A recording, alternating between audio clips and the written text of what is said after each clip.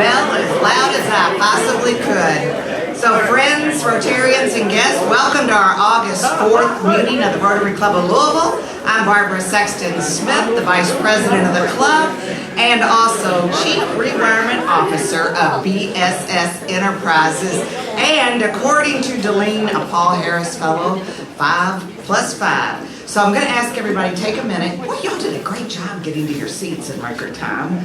All right, I'm going to ask everybody to silence your phones, and for those of you who are having lunch, make sure you put your ticket out so our fabulous servers can pick that up and you can get your wonderful meal. Also, Delene just handed me some new information to begin our meeting with this morning or this afternoon. I want you to ask you all to join me in a moment of silence in memory of Mary Louis Ulrich. Some of you may remember Mary Lois Ulrich. She's a former employee of our club, and she passed away on July 29th at the age of 94. A great gal. Public visitation is scheduled for tomorrow from 9 to 10 at St. Raphael, and a link to her full obituary will be available on our website later on this afternoon. All right, so providing our invocation today is Sarah Hugenberg, and Sarah is a relationship strategist at PNC and a Rotary Leadership Fellow. Sarah? Hello, everyone. We are grateful today to gather with our Rotary community, and we join with Rotarians around the world, united in our mission of service before self. We are a powerful force for good. Let us take a moment to reflect on that. Rotarians dig wells for those who don't have water. We provide housing where we will never live, healthcare for people we will never meet, education for children we don't know. We plant trees we will never sit under, and work towards peace in places we will never visit. But we know that true happiness comes from the gift of helping others. So today, we give thanks for the friendship and fellowship and the opportunity to serve.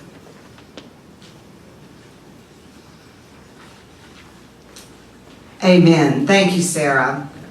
All right, now another special treat from our Rotary Leadership Fellow program. Now to lead us in our pledge and our four-way test is Brandolyn Davis.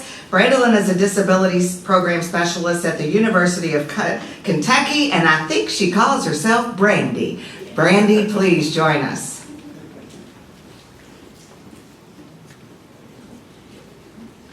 Can we all stand for the pledge? I pledge allegiance to the flag of the United States of America and to the republic for which it stands, one nation, under God, indivisible, with liberty and justice for all. And now let's say the four-way test of the things we think, say, or do. Is it the truth? Is it fair to all concerned? Will it build goodwill and better friendships? Will it be beneficial to all concerned? Thank you. All right, fellow Rotarians, now for some fun part of the meeting where we get to meet all of our guests. I think there are several, so welcome guests. I'm going to ask our Rotarians at this time to please move yourself toward our microphone, located over here in the back of the room. And Rotarians, introduce yourself first, and then introduce your guest. And guests, when you're introduced, we ask you to please stand and be recognized. First up. Is it on? Yes, sir. It is. Okay. Vice President Barbara, I'm pleased to introduce my guest, David Spieth. Dave, stand up. Dave has recently moved back to the area after retiring from the furniture manufacturing industry. I'm not sure if he's interested in Rotary at all, but I am sure that he and I are leaving right after this meeting to go fishing.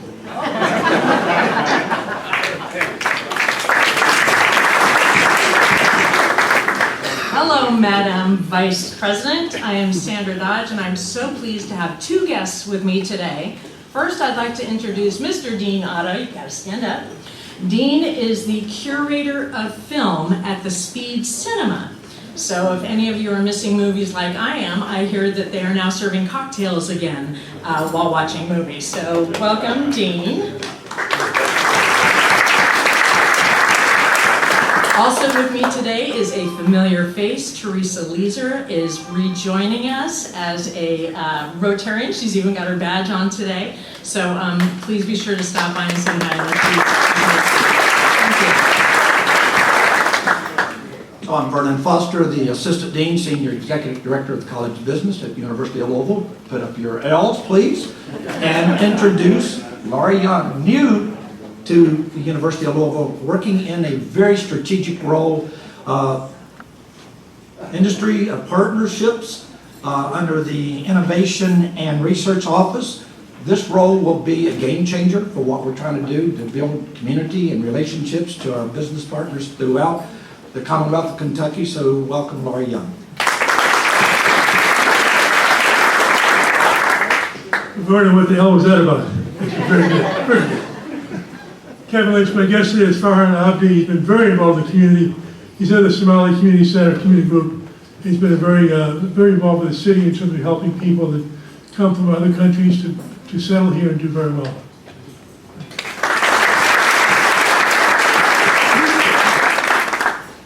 Hi all, my name is Carlos Fernandez Ocampo. I'm a new member myself, and my guest today is Liz Sebastian, law clerk who just took the bar exam last week, and hopefully future Kentucky licensed attorney.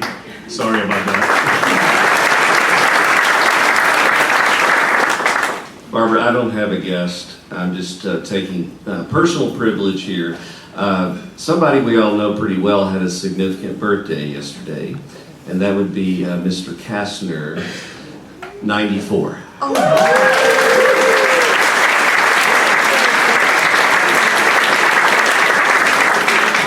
And hi again, I'm Brenda Davis, and I brought my guest Theodore Ware.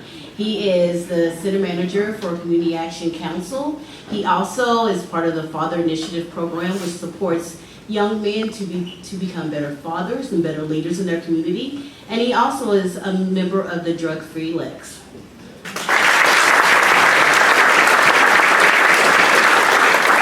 Well, a very hearty welcome to all of our guests. And guests, we have a special treat for you all waiting at the very end of the meeting. You can meet our very own Craig Sherman, extraordinaire Rotarian. If you want to learn more about Rotary, all you need to do is join Craig over here to a table to my left, up in this corner. That's Craig over there. Everybody say hi, Craig. Hi, Craig. All right.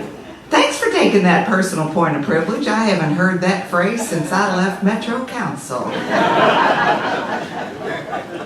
And Deline, I was going to take a personal point of privilege from the Vice President's, President Pro Tem's podium and have us sing happy birthday to Charlie, but right now the club is doing great.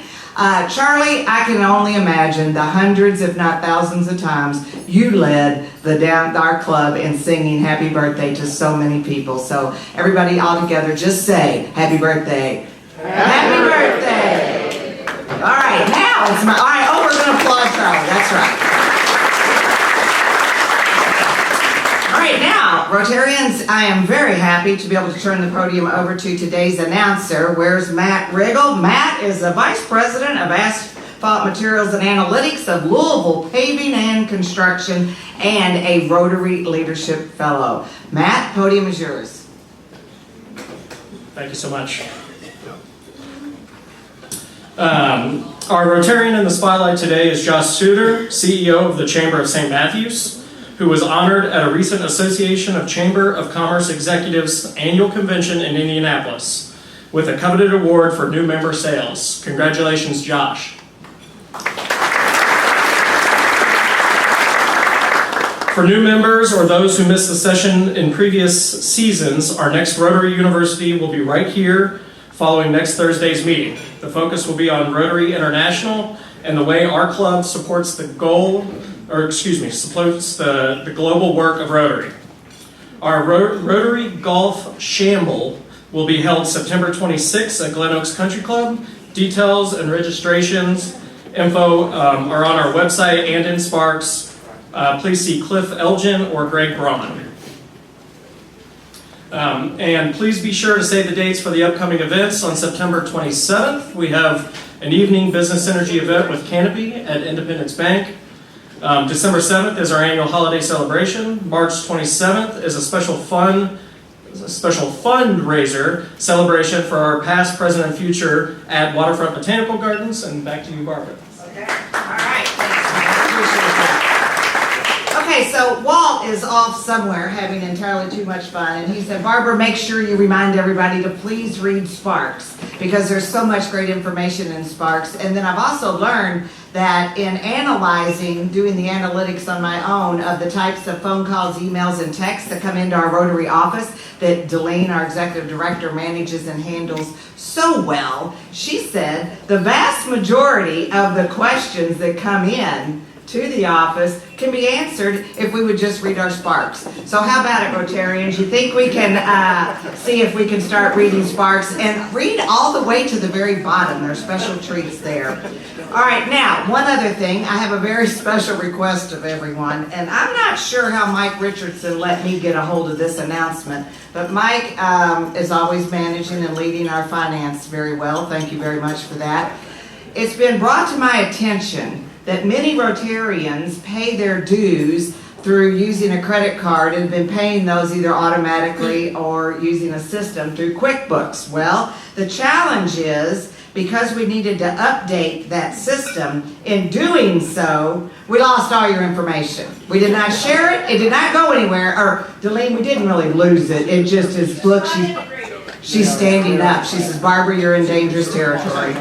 All right, so the important message is here. We do need you to look at your email that you've received from Delene about our third quarter dues, because our coffers are needing to be fed, and the only way we can feed them, you're getting fed today, is to pay our dues. Now, if you want to pay by check, yes, I admit I'm one of those. I still do that. And please tell me, Delene, I'm not the only one left doing that. You can still drop that check off to Delene or Tracy today, or when you look at the online payment system, you need to click the review and pay button in the email subject, and the subject is new payment request from Rotary, and enter your credit, debit, or bank information to pay those third quarter dues. And then they're working on an auto pay feature for the next quarter so that you won't have to do anything in the future unless you have new card information or new bank account information that you need to share with us. So we need you to act.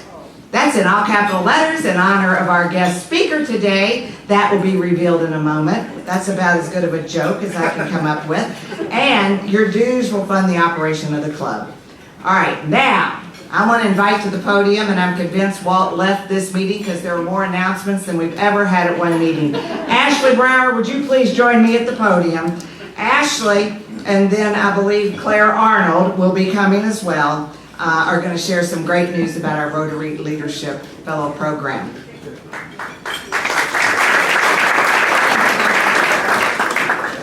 We are so excited today to introduce you to our class of Rotary Leadership Fellows. And before we recognize each of the fellows and introduce them to you, we wanted to share a little bit about the program. Rotary Leadership Fellows is a partnership between the Rotary Club of Louisville, the University of Louisville College of Business, and the Baylor Landrum Family Legacy. We want to recognize Vernon Foster, Senior Director of MBA Programs and Assistant Dean for the College of Business. And thank you for all of your hard work and dedication to this program. You're an integral part of this continuing on, so we really appreciate all of your help. And I personally want to thank Claire and Detran for their work in helping get the fellowships back on track after a short hiatus during COVID. We also have a few committee members here, including Mac McClure, who's been a long-time supporter of this program. Roland, I saw you, Selma, Rick King, and we've got quite a few mentors in the room as well. And the goal is to build and nurture a pipeline of the next generation of leaders and keep them here in Louisville where they will make an impact. We do this by providing a 3-year leadership development program that provides personal discovery and growth opportunities that come with the involvement in community service initiatives and networking with leaders like you in virtually every aspect of business, industry, and professional and community service. Our former fellows include Sophia Fisher, Brian Bieneman, and Chris Thiele, and myself.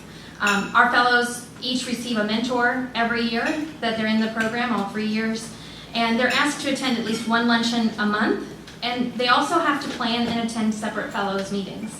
And as well as there's a cash award. At this time, we'd like to recognize our fellows, so I'd like to ask you to stand when I call your name. First, we have Taylor Davis. Taylor is a relationship manager at Lifetime Wealth Strategies, and she's working toward becoming a financial advisor. She discovered her passion for helping people during her undergraduate career at U of L with the Raise Red Dance Marathon, and she now serves as an advisor for that effort that has raised over $500,000 each year for the treatment of childhood cancer and blood diseases here locally. This role allows her to watch more than 100 U of L students discover the power of community and the importance of service. As Taylor advances in her career, she hopes she's going to instill financial confidence in her clients' families and spend time providing financial literacy service for her students, women, and marginalized communities. Taylor's mentors have been Kevin Lynch and Chamber Moore.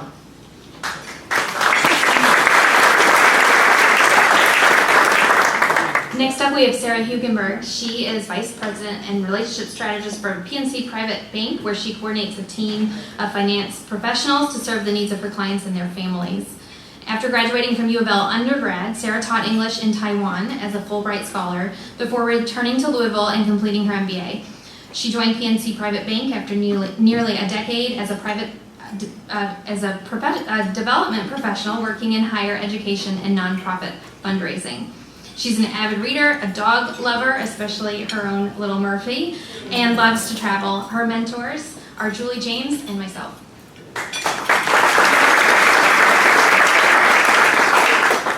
Our next fellow is Bethany Witten. Bethany owns Hat Rack Business Solutions, a consulting firm offering bookkeeping, finance management, small business solutions, and technology management. She completed the Entrepreneurship MBA program and is a certified project management professional and is Lean Six Sigma Green Belt. Bethany's mentors are Marissa Neal and Alice Burgess.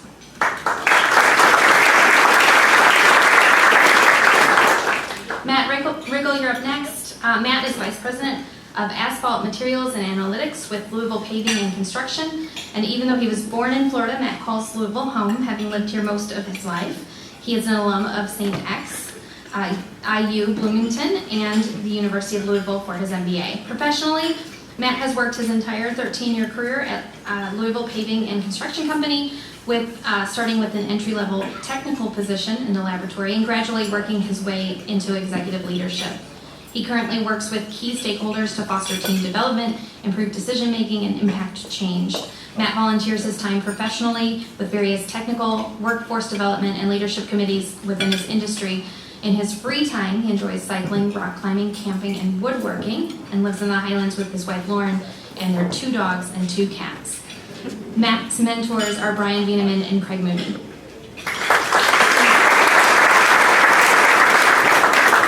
During a typical year, we add 2 new fellows to our roster, but due to the pandemic, we had an impressive group of candidates for the program, and because we haven't added new fellows in a couple years, we actually selected 4 people to join. We are proud to introduce you to the newest group of fellows. Eric Jurovich is a Senior Account Manager with CMR Ignite. He is a multilingual, multifaceted storyteller who thrives on building lasting connections and empowering others. He was born in Brooklyn, New York, to Soviet refugees, and he spent his formative years in Louisville, learning that dreams are realized through grit, kindness, and a lot of hard work. Prior to his work at CMR Ignite, he worked with the National Stem Cell Foundation and the Fund for the Arts. He holds various certifications in yoga, and he tends to chase Hemingway-like fantasies, having summited Mount Kilimanjaro, hiked through the Dolomites, ran with the bulls in Pamplona, and dabbles in writing bourbon-soaked poetry and prose. I think you'll really enjoy getting to know Eric.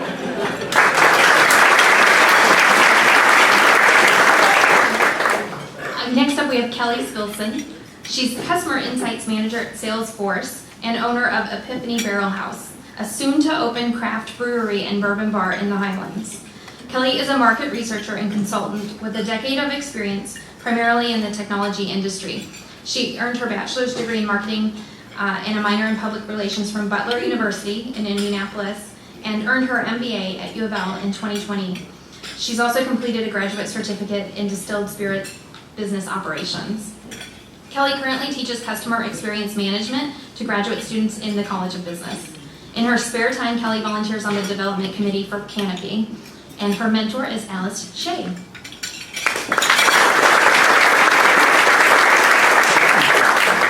Antigone Mahani Ashgari is a senior account executive at Scopecchio, and she's a co-founder of MA Enterprise. She describes herself as a philanthropist, humanitarian, and a social justice activist. With a bottomless optimism for a better future for all, she has more than 10 years of experience in nonprofit philanthropy and development, strategic planning, project management, marketing, and communications. She has received a number of recognitions, including Young Professional of the Year, Alumni of the Year, 40 Under 40, Biz Women Headliners Public Service Honoree, New Voices of Philanthropy Honoree, a Kentucky Colonel, and most recently as a 2020 Alumni Fellow from the University of Louisville. She holds a Bachelor of Science in Political Science and a concentration in Public Policy and Criminal Law with a minor in Justice Administration. She recently completed her MBA and a Managerial Analytics Certificate from U of L. Ashley is serving as Antigone's mentor.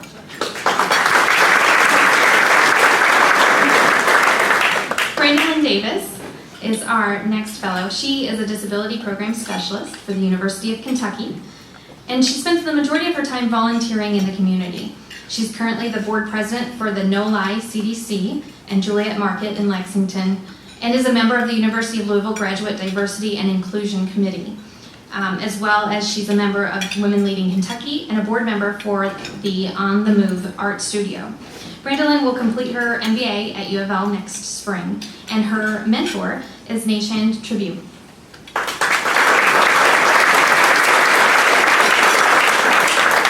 Thank you for allowing us to introduce our current Rotary Leadership Fellows.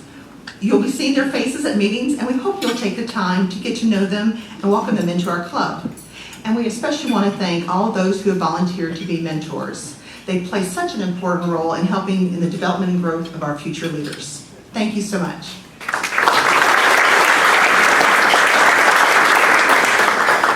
Claire and Ashley, thank you all so very much. And you might be thinking that Claire and Ashley must spend full time working on this program. Well, let me tell you, fellow Rotarians, Ashley Brower is Vice President, full-time employed by Healthy Foundation for Healthy Kentucky as the Vice President of Communications, and Ashley also chairs 3 of our Rotary clubs. That's right. She chairs the Leadership Fellows, Emerging Leaders, and Speakers Committee. All right, and Claire, my goodness, Claire, I don't know how you do all the things that you do. She's Program Manager for Logistics and Distribution at the University of Louisville Speed School of Engineering, and thanks for being Vice Chair of the Leadership Fellows Committee. My heavens, you all, we are so pleased to partner with the University of Louisville College of Business MBA program in sponsoring the Leadership Fellows, and look forward to your all's continuing membership in our club once you graduate. That was all of those of you that were just introduced in the last several minutes. We're hoping you will stay with us, become a lifelong Rotarian. Y'all, when I was in high school and college, I went to a lot of rock concerts. Eric, I had no idea all the rock stars were going to be in this room with us today. All right, fellow Rotarians, I'm going to invite up one of my, you're not supposed to do this, one of my very favorite rock stars of all time, because I've known him for more than half my life. That's right. Kirk Jacobs, jump on up here, creator and host of Moxie Talk with Kirk Jacobs, and please introduce today's speaker. Thanks, Kirk. Thank you. We've had 376 guests, and I think you are our 6th. So that's how long I've known you. So Conrad Bachmann, he's the co-founder and executive director of Louisville's International Festival of Film and Louisville Films Arts Institute, and I think the next one's coming up in October. And I've known Conrad, he was our 192nd guest, long before you could say terms like Dr. Fauci, stop the spread, contact tracing. I could go on. That's how much has changed since we've sat together. But Conrad began his acting career over 50 years ago in the classic TV sitcom The Many Loves of Dobie Gillis. And since he has gone on to do hundreds of episodes, over some 300 commercials and many feature films, He has been remembered as the ill-fated Dr. Jim in the cult classic Tremors. How many of you have seen that late at night? Probably after a couple drinks or whatever. But anyway, he favors that as one of his best death scenes, being eaten by a worm. Pretty cool. He worked with every major actor in Hollywood and doubled and performed the stunt work for Bing Crosby in the remake of Stagecoach. He served his country in the United States Air Force and Special Services, where he performed for troops all through the Far East and served on the USA Air Force Entertainment Liaison Board. Among honors, he has received the Easter Seals Lilly Award for Philanthropy, and in 2012, the newly built 600-seat Conrad Bachmann Auditorium at his alma mater, Valley High School, was named for him. Conrad served as governor of the Performing Peer Group for the Academy of Television Arts and Sciences for 12 years and served on the Kentucky Film Commission for 4 years.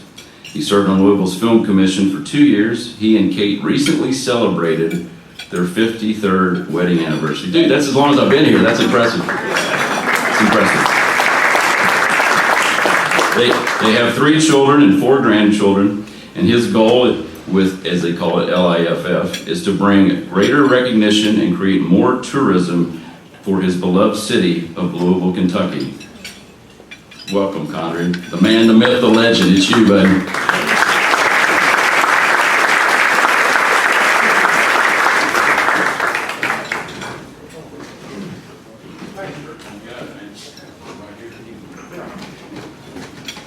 So, I heard half of that.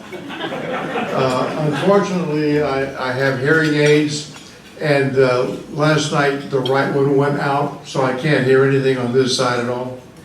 And I heard a lot of noise here today, but it all looked good. But I'm so honored to be here to speak again, because it's the second time I've done this, so it really is a privilege. I only have 20 minutes, so it's going to be really fast and trying to get a lot out because I have a lot to say. But he's right. I was very lucky. I was able to go to Hollywood and become an actor. I started out as a dancer. But there is something I'd like to do that I didn't have the opportunity to do the last time I spoke. And I don't remember how long ago that was. How many people were here when I spoke the last time? So that I don't, oh good, okay, very few, so I can do this. But a lot of people have asked me about my email, which is Hobo Hamlet. And they said, you know, that's an interesting name, how did you get that?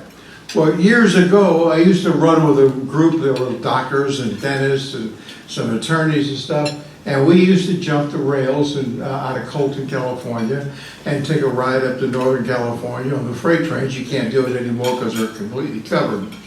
But once a year in Sturgis, all the hobos around the world, as many can gather, come together and have a big party. But then there are individual parties in each little segment or every state.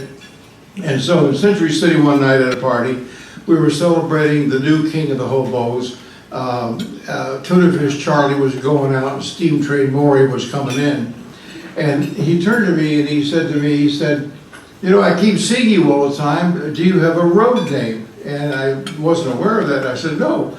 But, you know, I didn't know this, that after a while you're given a road name. So he said to me, and normally we never ask one another what you do, but he said to me, what do you do? I said, I'm an actor. So he put his hand on my shoulder and he said, I dubbed thee Hobo Hamlet. And that's how I got my email or my road name, Hobo Hamlet.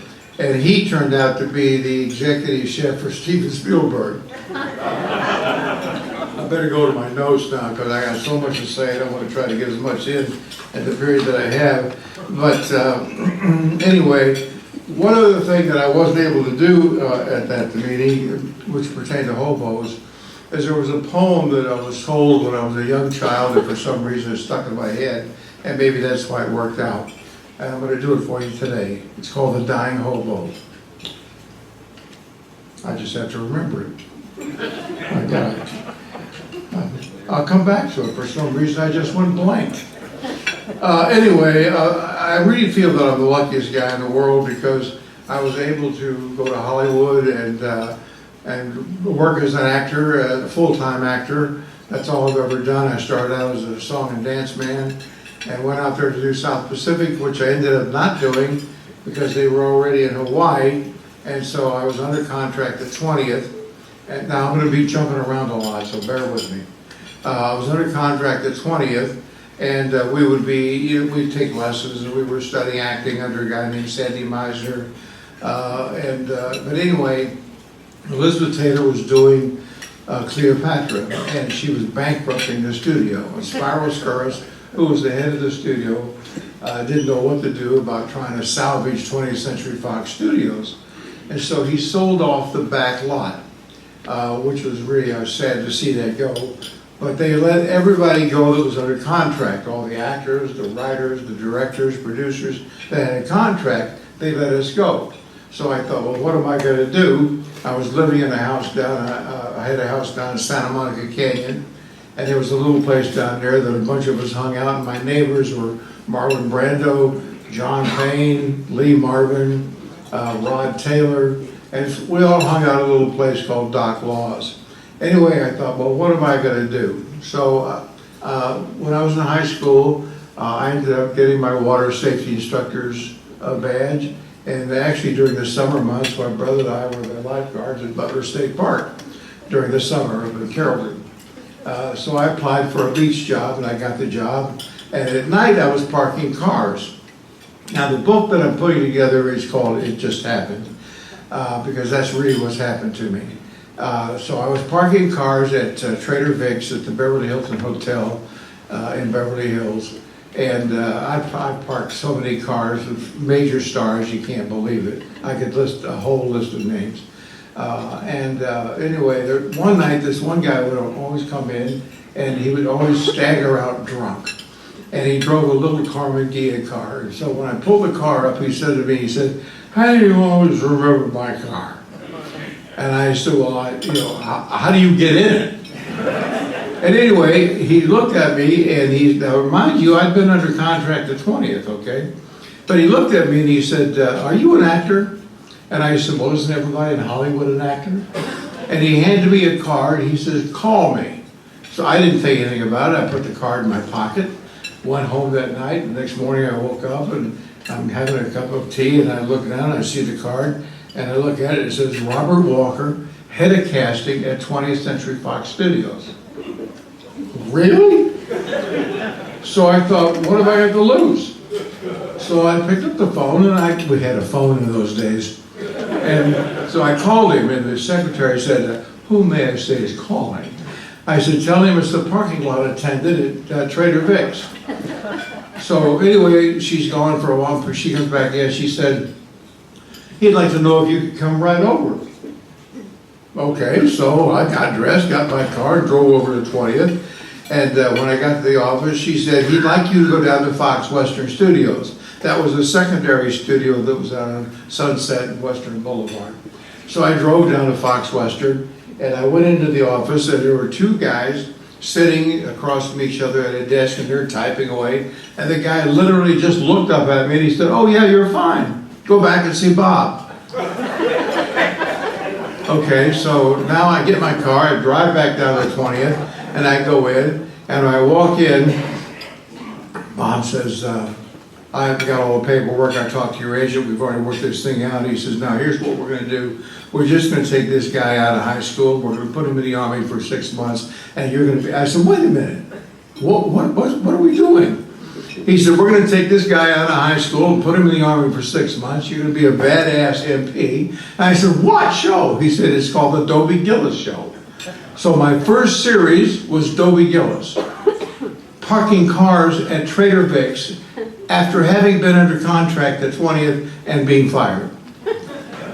And that's why I call myself, really very lucky. Anyway, so one thing led to the next, and let me try to go back to my notes here, because I'm trying to get as much in. Oh, and then one of the first shows I did after Dobie Gillis, another show I did was called The Rogues. And I remember sitting in the makeup room, I walked in, I sat down in a chair, and this guy comes in, sits down in a chair next to me, and I look over and I go, "Oh my God, it's Charles Boyer." Now, I had seen Charles Boyer on movies, who were going to movies with my mother, because my mother loved musicals. He didn't do musicals, but we would come downtown in the streetcar and have lunch at the Blue Boar all the time. And so I thought, here's a kid off a farm in Valley Station. I'm from Valley Station. And here's a kid off a farm in Valley Station sitting in a room with Charles Boyer. And then in comes David Niven. Anybody remember these people? Okay, and then after David Niven came in Gig Young. Now I'm sitting in this makeup chair with these major stars that I had been watching for years, and I thought, my God, man, what's happened? But again, it was just happening to me, and that's why I called my book It Just Happened. I'm going to try to tell a few stories, a lot of actors that I've met. One of my best friends, by the way, was Rock Hudson. I got to tell you, he was the nicest, the sweetest guy you've ever met in your life. Never made a move on me at all. But I mean, he was so down to earth and just a buddy. And I did a lot of Macmillan and Wives, and the problem is that he would always be joking around and he would get tickled. And so he would get me started, and then of course, who got in trouble but me? I was late for lunch one day. I was finishing lunch. I was running back to the studio over 20th. The sound stages are like double stages, and they're connected with the common entrance. And I was running from the commissary back to the stage, and I open up the door and I'm running in, and as I'm running in, this guy's come running out, and we literally collided and almost knocked each other down. And I went, oh, I'm sorry. Oh my God, it was Jimmy Stewart that I had just run into. Okay. So anyway, the actors that I've known and people that I've worked with, I mean, Liberace, Bing Crosby, Slim Pickens, Mike Connors, Robert Cummings, Peter Falk, Andy Griffith. There's an interesting story. I was playing a judge on the Andy Griffith show, and at first, and this was something I learned, by the way, and so when we got ready to get to the set, we got there, and the next thing I know, the assistant director came in with a bunch of paper, and it had big print on it, and he started sticking it on me. And I thought, what the hell are we doing here? Well, Andy has all of his dialogue, so that whenever the shot would be over my shoulder on him, he was reading his dialogue off my chest. And if you pay really close attention, if you watch his show, you pay really close attention, you'll see him when he's talking to the other actor, he'll always look here, or he'll talk down here, or he'll be over here. That's because he's reading dialogue. Okay? It was a great lesson I learned. I ended up doing, I was going to do the poem, wasn't I? Yeah. Out by a Western water tank one cold November day, inside an empty boxcar, a dying hobo lay. His partner stood beside him with low and drooping head, listening to the last words the dying hobo said. I'm going to a better land where everything is bright, where handouts grow in bushes and you can sleep out every night, where little streams of whiskey come trickling down the rocks and you never ever have to change your socks. So tell my girl in Denver, for her I'll never more roam, 'cause I'm headed home. The hobo stopped, his head fell back where he'd sung his last refrain. His partner took his hat and shoes and grabbed the eastbound train. That's my hobo story.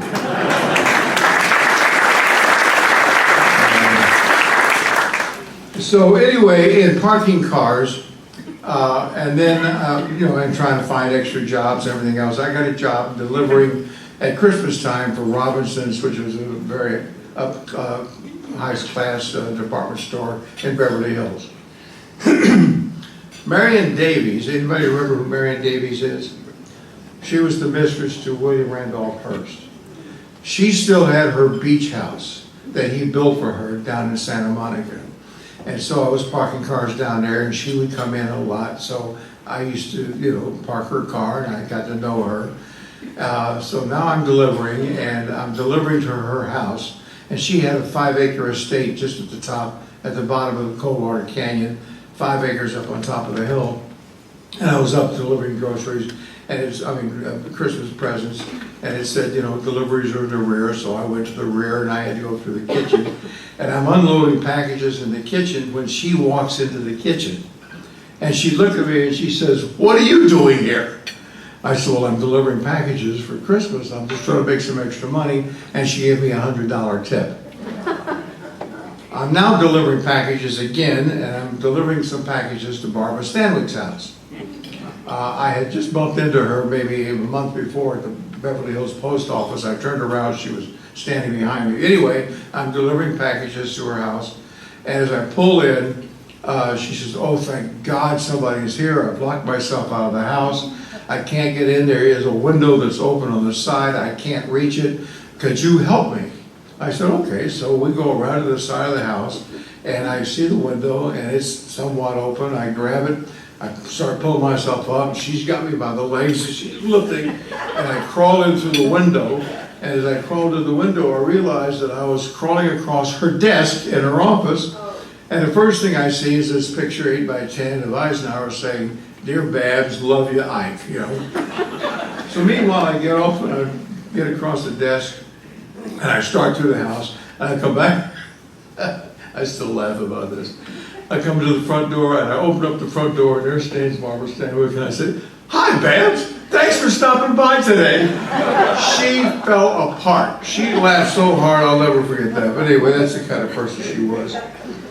Oh, God. Commercials. Well, I've had 4 series. I've done about probably close to 300 commercials. I've done about 35, 40 movies. But actors in the beginning didn't do commercials. And the girl I was dating at the time worked for a big modeling agency, and she called me and she said, "You're absolutely right for this commercial. You should go on the interview." And I didn't have a commercial agent. I said, "Well, first of all, actors don't do commercials." She said, "I'm telling you, you're really right for this part. You should go." So I went to it. In the early days of auditioning for commercials, is everybody, like this room, would walk in, and the producers and the directors would sit there and they'd go, "You stay, you stay, you stay." They'd go down the line, and then they'd say thank you to the rest of the people coming in. So that's what I did, and I crashed the commercial because I didn't have an agent, so I crashed it. And little by little, the people that were asked to stay would go in and be interviewed, and then they'd either come out and stay or they'd leave. So I was watching this process, and I'd never been up for commercials before, and I didn't know what the deal was. And I'm watching these guys, and I go in, and they said, "Would you mind staying for a little while longer?" And I said, "Okay." So I went back out and sat down, and little by little, all of a sudden, there's just 2 of us in the room. This guy goes in, he comes out, and he says, "Congratulations." Congratulations. And the door opens up, and they burst out, and they said, "Congratulations." Anyway, I got the job. And I thought, what the hell am I going to do now? I had no idea what to do. So the next morning, my phone rang, and I'm not going to say exactly the explicitly that she said on the phone, but she said, "Who the hell are you?" And I said, "Who the hell is this?" She said, "Well, I'm Rita Leroy of the agency. How dare you to crack?" I said, "Listen, you want the 10%? And so anyway, I went in and signed up with her that day. Well, here's what happened. And that's why the book is called It Just Happened. Linda Gray and I did the 1960 Pontiac Tempest commercials, and for 2 days we drove around in Lake Elsinore, which is a dry lake, waving and smiling, a lot of teeth and hands and like this. And then the residuals started coming in. And I could not believe the amount of money I made for that 2 days of work. Guess who started doing commercials? I became spokesperson for American Airlines for 5 years. I did American Express with Carl Malden for about 6 years. And I did Volkswagen, and they used to then, you'd shoot a commercial, and they would break it up into 4 or 5, or sometimes 6 or 7 commercial spots and run those, and you would get paid for each one of those. Now I'm living in the house and I'm laying on the beach, okay? And I'm buying drinks now and then. But anyway, I did a lot of commercials. Anybody here remember us Tarrington smokers would rather fight than switch with a black eye? Well, I was the first guy that did that. I did the first spot for that, and that ran like I couldn't believe, and the money just kept pouring in. Okay, I'm trying to think of something else here to say here. How much time do I have? A couple of minutes.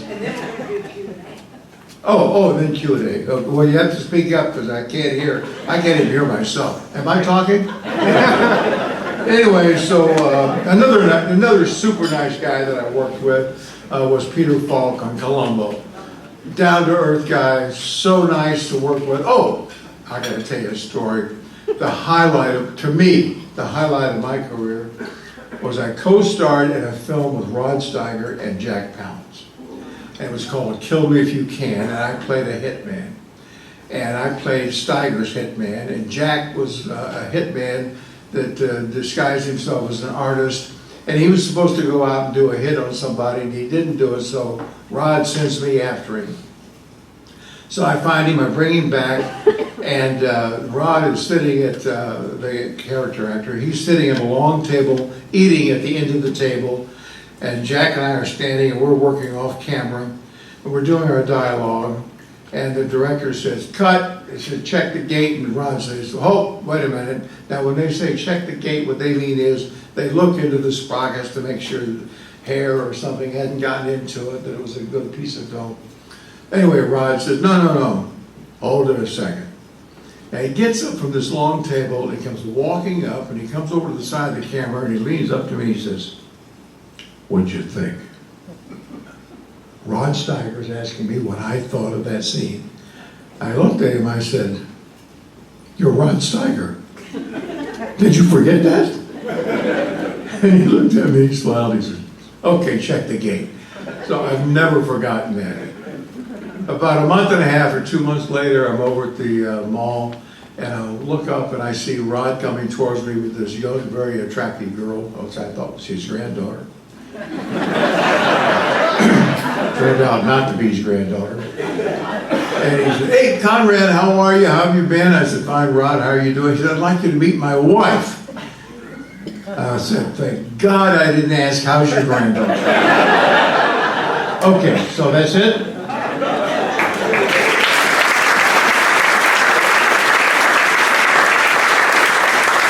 All right, so Conrad, we're going to figure out this auditory challenge. We have it. I'm known to have a loud mouth, okay? However, Rotarians, now is your treat time. Please make your way to the microphone to pose your questions to Conrad. Oh, look, Conrad, they're lining up.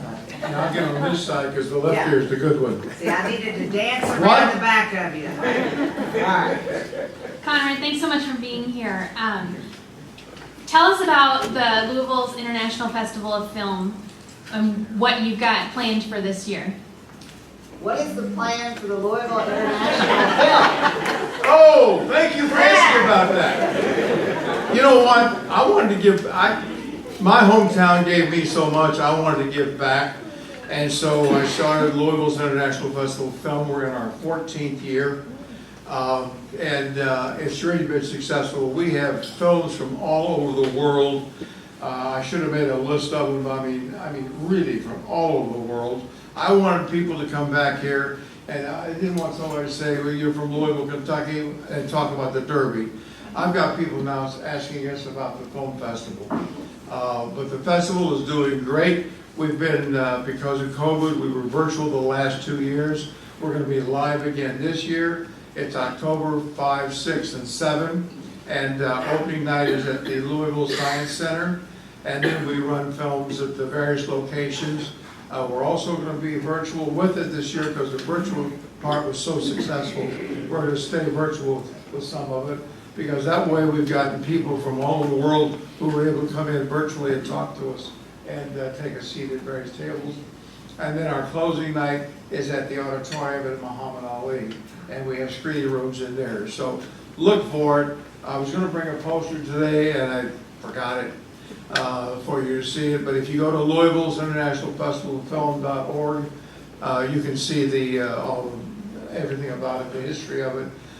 We really benefit charity, Louisville Film Arts Institute, and we benefit. There's a Humane Society for Dogs and Animals, a non-kill shelter out in Crestwood that we donate to. We also supply canine dogs to returning veterans who are suicidal because the dogs really save their lives. There's a lot of little things we do that we don't get a lot of notice for, but we work quietly, you know, giving a lot to a lot of people and a lot of organizations, not only in the city but outside the city.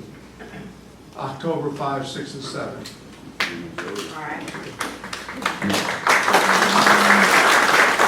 It's Kurt, I'll get you going and coming, man.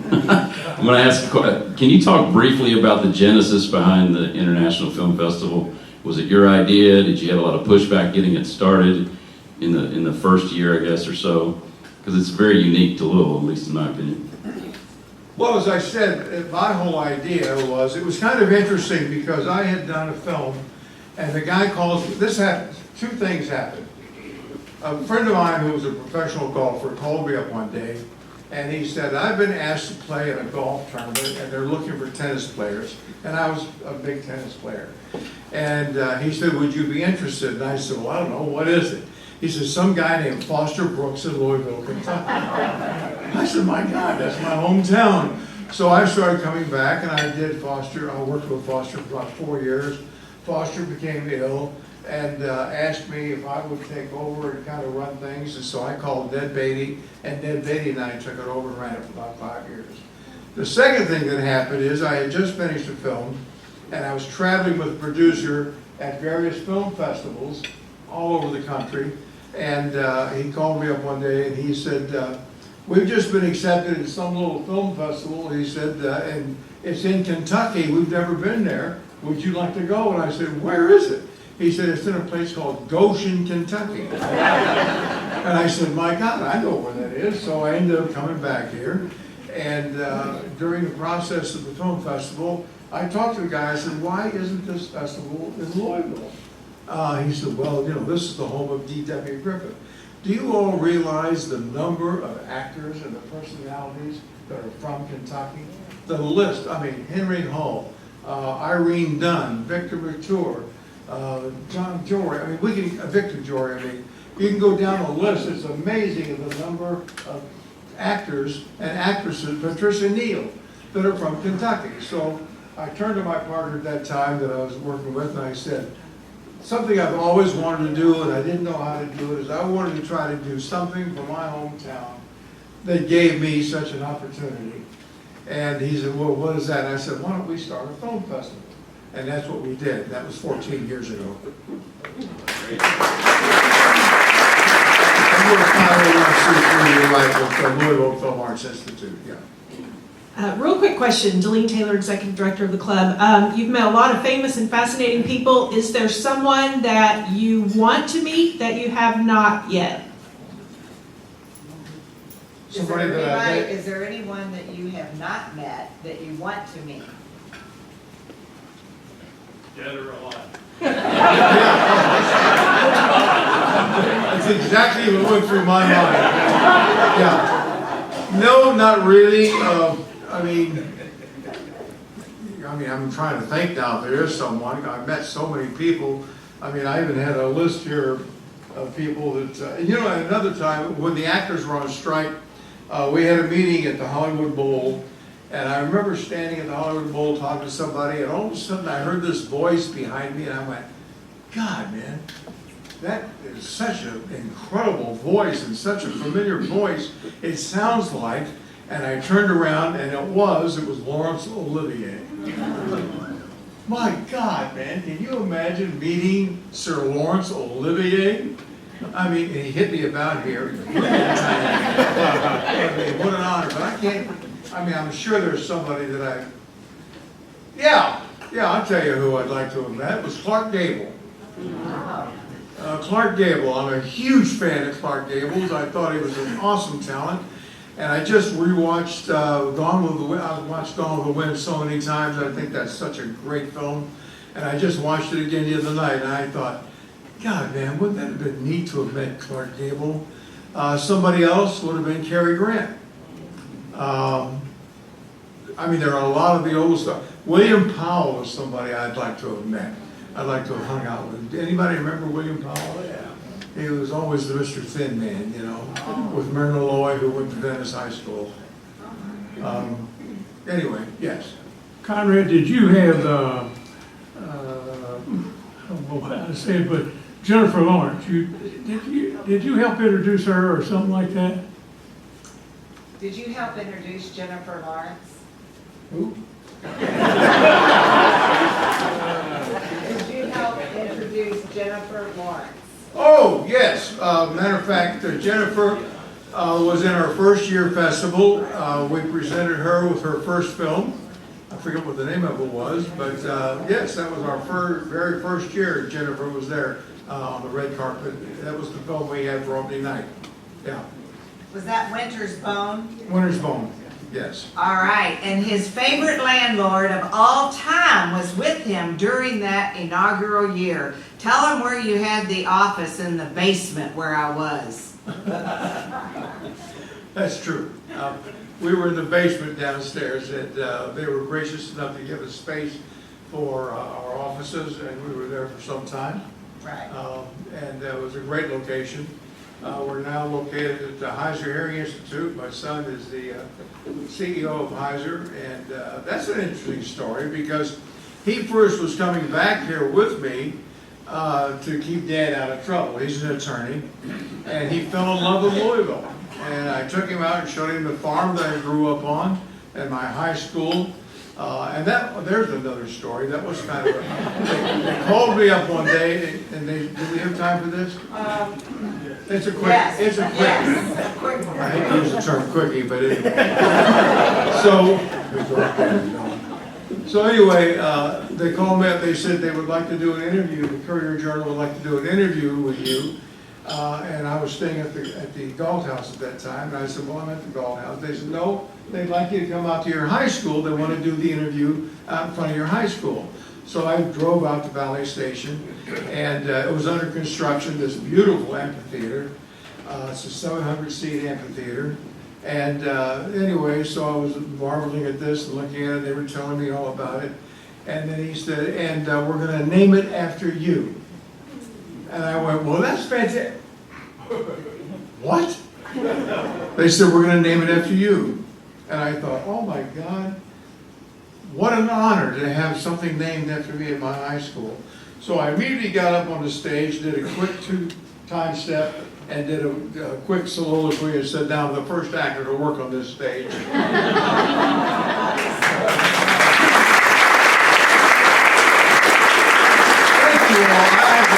I feel so honored to be able to speak to you all, and I do have millions of stories I could tell, but what an honor to even be asked back. Right. We love you, Conrad. Thank you. I love this family. We love you, Conrad. Yes, it was the Fun for the Arts in the basement where Conrad was with me during those days, and it was great, and I was so thrilled to be part of that. So I know the real reason your son came back here. I had been assigned to keep you out of trouble. You didn't know that? No. That's why you were in the basement over there. Conrad, in your honor, the Rotary Club of Louisville is making a $500 contribution to our West Louisville Housing Fund. And this is a housing fund where we are going to raise $5 million and house 63 new homeowners and or their families for the first time in Louisville in your honor. Thank you. This is why everybody really comes to Rotary. It's for the drawing at the end of the meeting. Here we go. Get those yellow tickets out, Rotarians. And okay, he's digging deep. Did you find one? Conrad Bachmann. Oh, no. All right, so the number is 487057. Yay, we have a winner, ladies and gentlemen. All right, now, Rotarians, Conrad, do you have a second job if you'll hold the fishbowl? Because we heard that 2 Rotarians are wanting us to ring the bell because they got a fishing trip they're going to. Remember the guy that got introduced early on? All right, now, next week's meeting, stay here with me for just a moment. Next week's meeting, we have a really special treat. It is James O'Connor, and James O'Connor is our president of the Louisville City Soccer and Louisville Racing. You can scan the QR codes on your table to register or click on the link in the newsletter today or the survey email. And RSVP is by noon on Monday each week. And my favorite story about James O'Connor is when we did the groundbreaking for the Lynn Family Soccer Stadium and its grand opening. He always called it the cathedral. I'll let you think about that with all the divine intersection stories we heard from you today. Nothing by accident. I loved all your stories. Rotarians and guests, please know, guest over here, table on my left, your right, is the fabulous missing Craig Sherman. Craig, you can begin making your way over to the table for any guest that wants to learn more about Rotary. I just love Rotary. And my mama grew up in the holler right next door to Patricia Neal. True story. Oh. Yes, sir. Patricia Neal came from Packard. Mama came from Fight and Holler. That explains everything. So all I'm going to say, Rotarians, when the wake-up call comes in the morning, we're missing Walt's words of wisdom, but never fear, we got a Barbara-ism. That rhyme, Chambers, I didn't plan that. Just remember when the wake-up call comes in the morning, just say, send me in, coach, I'm ready to go. Meeting adjourned.